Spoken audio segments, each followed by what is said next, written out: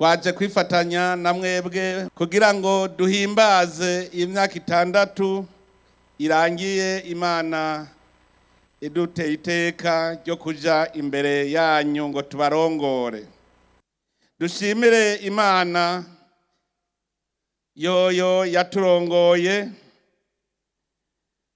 ikadushikana kuri uyu munsi, kandi n'ubu ikaguma ariyo iturongoye mu rugendo turimwo, kandi urugendo rutoroshe, urugendo rwo gushikana Uburundi ku gihugu giteye imbere. Rero natanguye urwo rugendo turi kumwe, turi mu bihe bidasanzwe. Ubwa mbere nuko twari turi mu bihe vya nankana kubera ibikomere vy'ivyadushikiye muri kahise ntivyari bwigere bihera. Ico gihe rero abenegihugu benshi mbere nka bose bari bijiriwe, kuko twari duhejeje kubura umukunzi wacu nyakwigendera Petero Nkurunziza. Ariko icandemesheje ni kimwe, nuko Imana muri kumwe ntaco ushobora kunanirwa. Iyo rero abantu barinze bagutora akaguhurizako, Imana muba muri kumwe. Twari kandi muri ico gihe mu ruhagarara, kuko isi yose yari yugaranye. Amagara y'abantu ntivyari vyoroshe, kuko twari twaduhanzwe na cakiza coronavirus, kandi isi yose cari kihanze nta watabara uwundi. Muca mwumva mu vyerekeye amagara y'abantu ko zari ingorane gusa. Noneho rero uretse n'ivyo, igihugu cy'u Burundi cari gisanzwe kiriko kirisanasana, kubera twariko duhangana n'ingaruka z'amagume twaciyemwo. Ariko rero mu ntango ya vyose twararose ingingo ngenderwako, ivyo twofatirako kugira ngo dufate urugendo. Icambere kwabaye ingingo ivuga iti turi kumwe twese birashoboka, kugira ntagire ucika intege, kuko abantu bafatanya amaboko bose nta numwe ahenuka, umwe wese aravyura uwundi. Nico gituma yabaye nk'inkoni tugenderako. Ako niko gakoni twagiye twitwaza, tuvuga yuko tugira duhindure imizirikanye y'indongozi, yuko indongozi zomenya ko ziserukira igihugu. Igihugu naco ikaba ari kivyeyi. Igihugu kirimwo bibiri, hariho igihugu kivyeyi impetso yaduhetse, n'igihugu nzego zirimwo abagiserukira bagaheza bakatuja imbere mu kuturongora mu bikorwa vyose. Nico gituma twavuze tuti ubu dutegerezwa kumva twese ko turi muri leta mvyeyi, leta yubahiriza umutekano wa bose, leta ibona ko abana bose arabayo, leta ibona yuko ubutungane butegerezwa kuba mu bose rimwe muri abo bene Burundi. Hanyuma turavuga tuti dutegerezwa kuba mu gihugu kirimwe ibikorwa, igihugu c'abakozi, guhera ku nzego z'igihugu, urwego nshingwabikorwa rw'igihugu, ndetse n'abenegihugu bose bakumva yuko twese tugize igihugu kimwe, igihugu gikozi, leta nkozi. Izo ni ingingo twagiye turagenderako kugira dushobore gushika. None rero ico gihe twaciye tubona ivyihuta twokora. Ubwa mbere kwari uko twoshobora kugarukana umwizero mu benegihugu, mbere umwizero hagati y'inzego n'abenegihugu zibonekera mu gutsimbataza intwaro ya demokarasi. Ndanezerwa yuko atanjyane mbona hagati y'imigambwe, vyerekana yuko wa mutima w'uko imigambwe ari urubuga abantu bahurirako bagashobora gushikiriza ivyiyumviro vyabo, bigaheza bigashikira n'indongozi, zigaheza zikarondera umuti wavyo. Ikindi kwari kugarukana umwizero hagati y'Uburundi n'amakungu. Uburundi bwari bwugaranywe atari gusa kubera ikiza ca coronavirus, ahubwo kubera n'amakungu yari yadufatiye ibihano. Twaciye tuja kuri urwo rugamba, turamenyekanisha ukuri ku Burundi, turamenyekanisha ukuri kw'inzego z'Uburundi, gushikaho babona yuko ivyo bari bagize bitari ivy'ukuri, bubakiye kuba bahenze uno munsi tukaba tunezerewe ko duhashitse igihugu gisigaye cubashwe mu makungu gishinga icumu mu makungu. Baratubonye ingene Burundi bwarongoye ishirahamwe rya Afrika ry'umuryango wa Afrika w'ubuseruko.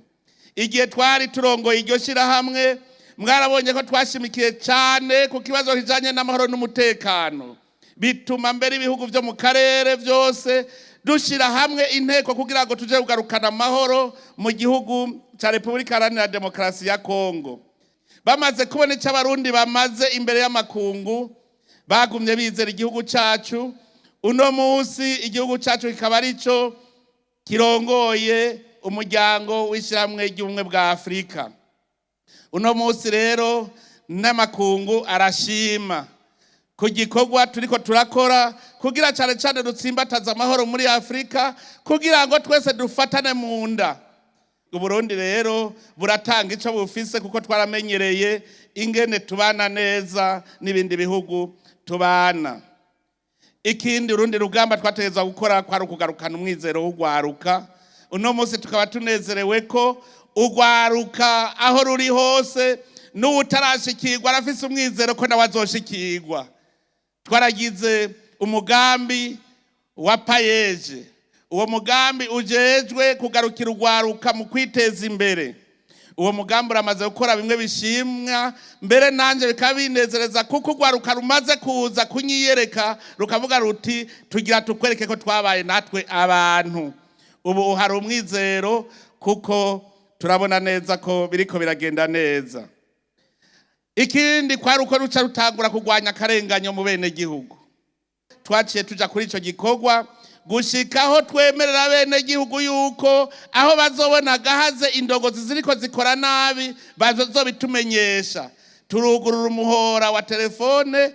Ubunezerezwa nuko ico gihe intara ifise ibirego bike, ku munsi hari ibirego birenga 500, kandi twari dugifise intara 18. Ariko uno munsi ndashobora kumara iminsi 7 ntabonye ikirego kivuye mu ntara imwe. Ugasanga mu Burundi bwose sindonka ibirego birenga nka 27. Ivyo birekana ko tugeze kure. Vyerekana ko indongozi zamaze gutangura gukora kugira ngo ntizirenganya bene gihugu ahubwo zibahagararire. Kandi murazi yuko n'ikibazo cy'ubutungane naco cyari kiduhanze mu biduhanze. Ico kibazo naco turacicariye turaraba imizi yaco iyo iva. Dusanga vyose bifatiye kuri kahise. Muri kahise ubucamanza bw'i Burundi bari babugize nk'igikoresho. Igikoresho c'abafisi gikenye.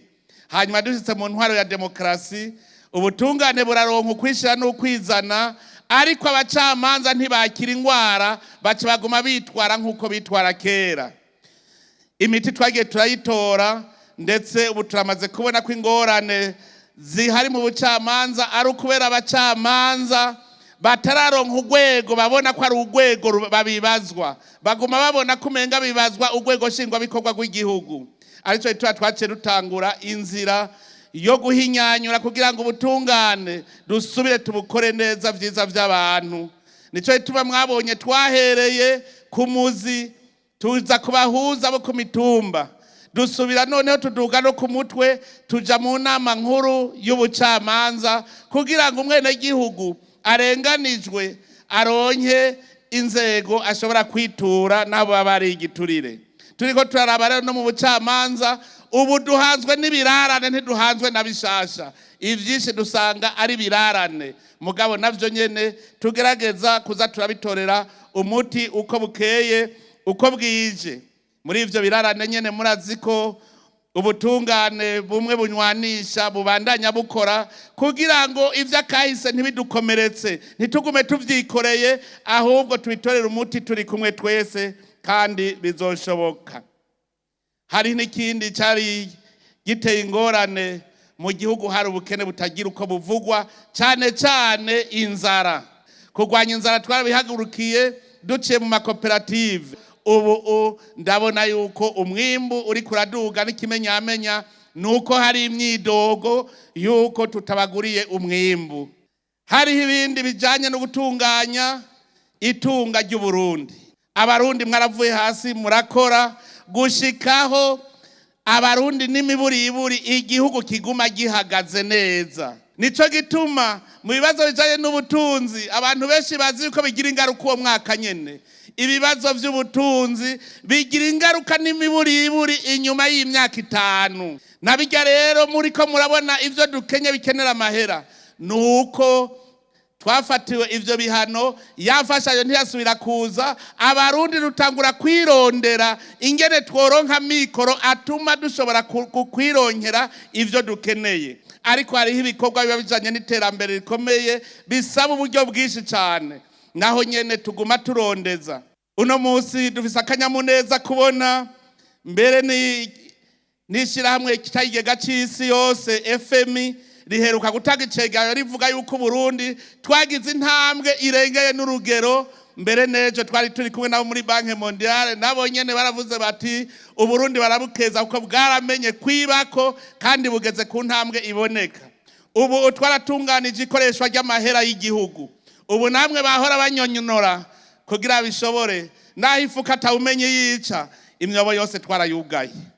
Nico gituma twazaye ujya mugambi wo kwegereza bene gihugu ubutegetsi kugira ngo amahera yose y'igihugu asohoka agiye kuramira abene gihugu, ntagira amahera asubira gusohoka agiye kononwa. Ivyo vyaratumye amahera twari dufise abamake dushobora kuyakoresha ibikorwa bizana iterambere biraboneka. Ubu rero umwimbu uriko uraduga wegerezaho tuzovuga tuti Uburundi bwashitsaho ubutunzi bwabwo bumeze neza. Mugaragira ndababwire tugume kuri uwo murego wo kugwiza umwimbu, ko tutagwijije umwimbu tuzoguma mu bukene. Ivyo twimbura biriho, arico gituma twaciye dushira imbere ibijanye n'ubutare. Twasanze wari umurima weze twicaye ko ngaho umenga ntaco wotumarira, ariko ubu uko mwumva bigenda n'umwimbu ba wabonetse ushoka hanze. Dukomeze umurego rero mu burimyi, haba muri ivyo vy'ubutare dukore turonke ivyo dushora hanze. Mbere turamaze kuronka n'ugwaruka ruzi gushora ubwenge bwabo muri bimwe twita teise. Ubu gwaruka rurashora hanze rukazana amahera mva makungu. Ivyo vyose nivyo bituma ubutunzi bubandanya. Hanyuma rero hari n'urugamba rukomeye urwo kwegereza ubutegetsi abene gihugu kugira ngo bose bumve ko mu gihugu bafise ubutegetsi kandi bitura. Ni muri iyo ntumbero mbere muri iki gikorane twazanye iri jambo ry'urufatiro yuko indongozi nziza ari yizi gutorera umuti ibibazo by'abene gihugu. Dutandukanye ibibazo n'ingorane. Ibibazo ni kijya kintu mwene gihugu atishoboreye akaza kukubaza ati iki naco byogenda gute, ugaca uraba ingene ugitorera umuti. Niki rero tuzomara igihe turiko turiga cyane, tugashima yuko muri iyo ngingo nyene umukuru w'igihugu ari we yagiye imbere. Umukuru w'igihugu no munsi twoshobora kuvuga ko atakiri uwiwabo. Ubu twarubatse mu zindi ntara, ubu ntitugegenda twihuta. Mbere shimira abanyamuyinga kuko mwaradufashije, ngaha turakafise icicaro ahandi wacu. Shitse hajya hepfo mu Cankuzo twarubatse Kirimba ni wacu, dushitse hariya hirya muri komine Kirundo ni wacu. Murumva yuko tubandanya kugira ngo twegerane twese tubonane. Ni muri iyo ntumbero rero nababura amatari tuguma tubereka ingene bokora gushika habene gihugu bazokwegerana bose. None rero muri iyo ntumbero ntitworeka gukeza abantu bose twafatanye urugendo. Ubwa mbere mwebwe abarundi ndabakeze kuko ntimwahushije. Iyo mwahusha mba narabataye mu manga, ntimwatoye impumyi. Iyi myaka 6 mbere nahigiye vyinshi, nagiye mu ishure naramenye. Nico gituma indongozi dukorana babe barabimenya. Ubu bafise umudereva ziyaja azi nicokogwa. Uzobikinebwe rero ntaza mbaze. Ndakeje rero mwebwe abene gihugu kuko mwatoye neza. Uno munsi kubera turafise n'imbona kazoza, kandi ugira utora imbona kazoza nuko nawe uba ukanura. Iyo mbona kazoza ugaheza ukayimenyesha abandi. Nagira nkeze imwe vy'umwihariko abo twatanguranye urugendo. Hari habo twatanguranye urugendo. Mpere kuri nyene iteka umukuru w'inama nkenguza amateka. kubera igihugu cyagumye kimwizera aduga.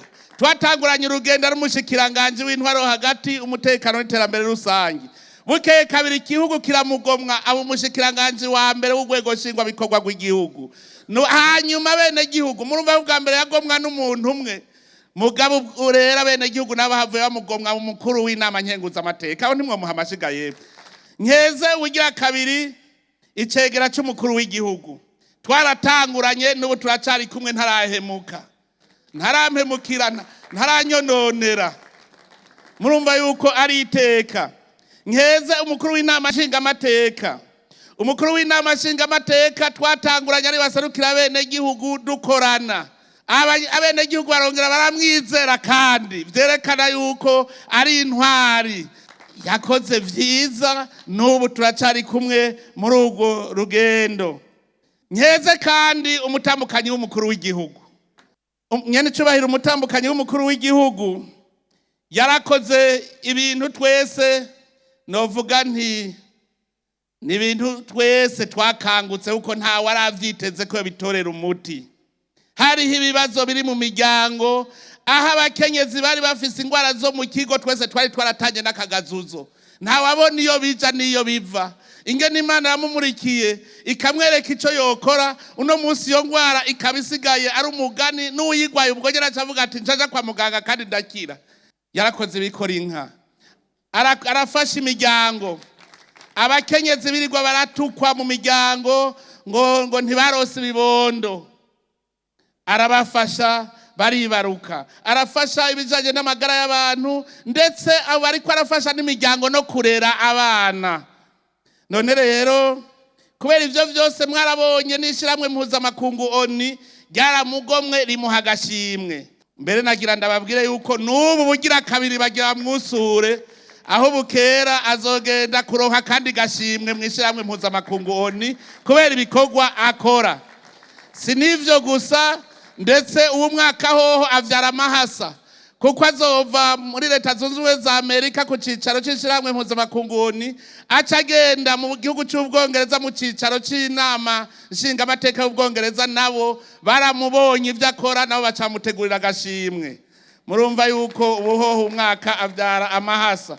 Ibi vyose nivyo bizana umwizero mu gihugu. Iyo imboneza zibona iyo zijana abene gihugu mu gutora umuti w'ibibazo baba bafise, ivyo batishoboreye gutora umuti.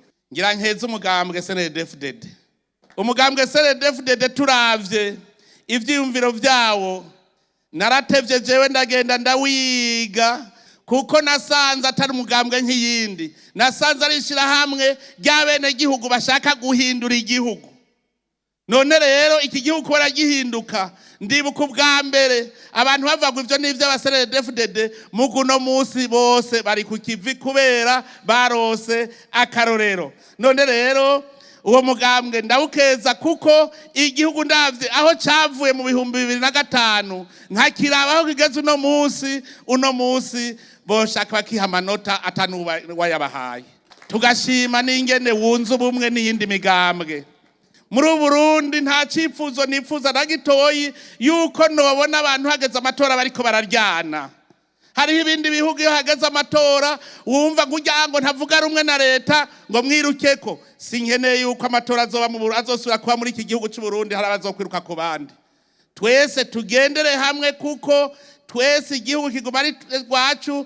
We wari ubaye uwa mbere urongora abandi, utabaye uwa mbere nta kibazo, bandanye ugenda mu bandi. Ico nico twipfuza. Umugambwe CNDD-FDD warantumye, none ndashimira Imana ko ngira shikana mu bindi ntamenye. None rero umugambwe CNDD-FDD kubona wampaye amanota, bakabona yuko mbandanye igikorwa, nanje biranshimisha, nkongera nkabishimira Imana. Nshima nuko nkorera abashima. Ndashimira kandi abadusengeye, baba Protestant, baba Abayisilamu, baba Abakatolika, bose nta numwe atasengeye. Kubera uko kusengera byaratumye tugira ubumwe. kandi n'ubu mubandanye musenga kuko uru rugendo sugwi wanje ni urugendo Imana yonyene yatanguje kandi niyizi ingene ruzorangira icikora itwereka inzira igaheza ikatuja imbere ikatumurikira hanyuma tuzoshika ndabakengurukiye rero ku gisabisho canyu nguma ndabasaba ngo mubandanye shimire rero n'abandi bagiye baradufasha mu bukene bwacu hariho ibikorwa vyinshi vyakozwe kubera hariho abadufashe mu mugongo aha novuga ibikorwa vyakozwe bikomeye cyane atawari kuvyitura nk'igikorwa cyo kubaka stade Intwari murazi yuko ugwaruka rwari rusigaye ruja gukinira hanze mu bindi bihugu none ubu bakinira mu gihugu cacu natwe abandi bakazana ya mahera mva makungu mu gihugu nkaho ntavyo twari kwishoboza kuko mu mahera akora mu mwaka ntivyari birimwo mugabo dufatanye twese abantu badufashe mu mugongo baba mu mahanga baba abarundi bose turabashimira cyane hari ibindi bikorwa vyakozwe nk'ivyo byo kubaka ibirimba benshi baradufashe mu mugongo kandi biragenda neza ariko rero gushima kwa iminsi yose kujana no kongeza urugendo ntirurahera turiko tugenda muri ca gihugu Imana yasezeranira Burundi ico gihugu ni gihugu gitembamwo koko amata n'ubuki ubwo buki nitwe tuzoburondera buriyo mugabo nitwebwe tuzobuhingura ayo mata nitwe tuzoyahingura